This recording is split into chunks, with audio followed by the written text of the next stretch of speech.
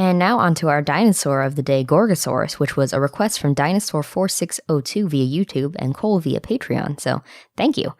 The name means fierce lizard. It was a tyrannosaurid that lived in the Cretaceous in western North America, and fossils were found in Alberta and possibly Montana.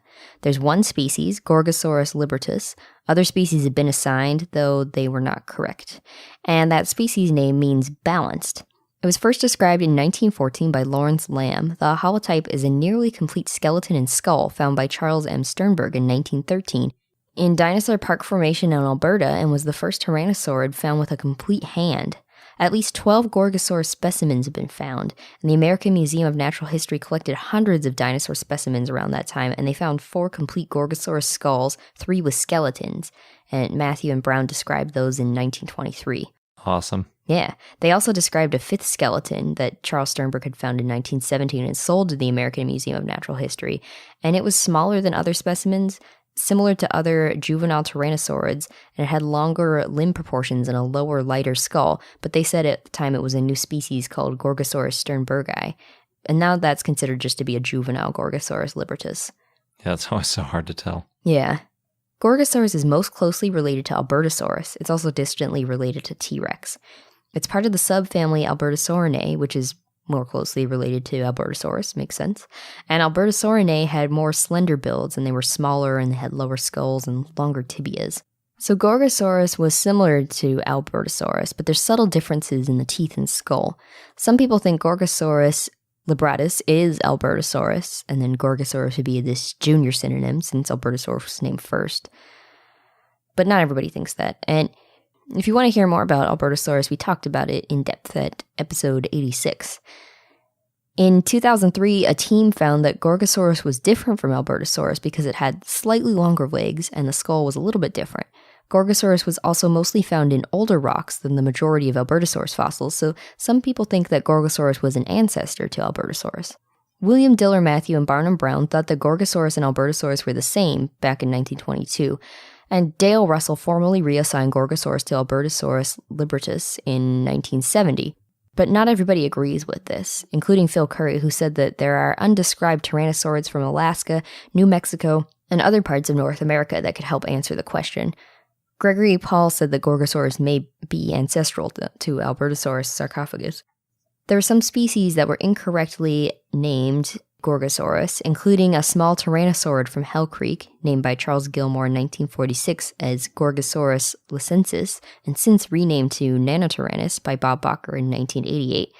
But some people think that Nanotyrannus is now just a juvenile T-Rex. In 1955, Evgeny Maleev named Gorgosaurus lancinator and Gorgosaurus novogelovi from 2 tyrannosaurids found in Mongolia, but in 1992, Kenneth Carpenter renamed Malevosaurus novogelovi, and now they're both considered to be juvenile Tarbosaurus batar. In 1856, Joseph Leidy described 2 tyrannosaurid teeth, there was nothing else that the animal found, and called them Dinodon. And Matthew and Brown said in 1922 that they were the same as Gorgosaurus teeth, but since there were no other fossils, they did not synonymize them. That's probably a good thing, because I think Gorgosaurus sounds a lot better than Dinodon. Yeah. But Tyrannosaurid teeth in general look the same, so it's not for sure that those are Gorgosaurus. Yeah, it's always hard to name a dinosaur just from a couple teeth. A lot of times those end up getting scrapped later. Seems to be what Joseph Leidy did the most, though. Oops. Anyway, Dinodon is usually considered to be a nomen dubium now.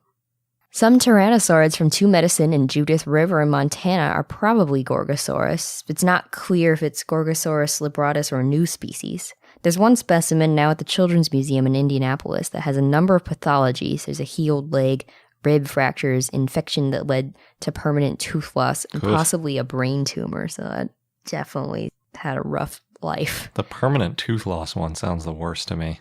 Well, a brain tumor's pretty bad. Brain tumors, yeah.